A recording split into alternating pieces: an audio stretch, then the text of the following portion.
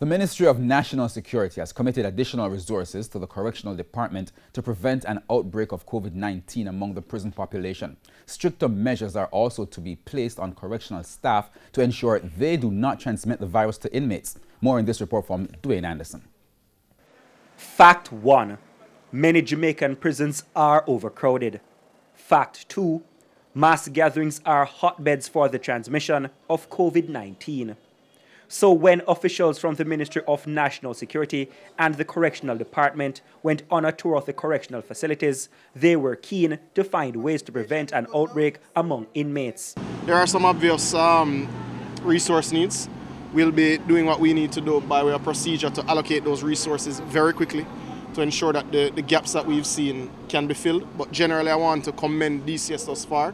We've seen implementation of hand washing stations. Everywhere we visited had appropriate cleaning material. We've seen stocks of gloves and face masks, and hand sanitizer was widely distributed amongst staff that interacts with inmates. The fact is, coronavirus won't originate inside any of our facilities. It will be brought in either by visitors or by staff. So the first line of defense is to ensure that cleanliness on entering the facilities is in place, and then that there's adequate screening for those who may display symptoms trying to enter. Consequently, the ban on visits to prisons will be strictly enforced for the next 14 days. We'll also be looking at how we interact with prisoners or detainees rather who are on trial, because they will be going in and out of the facility, so we'll have to be doing additional screening with them as well.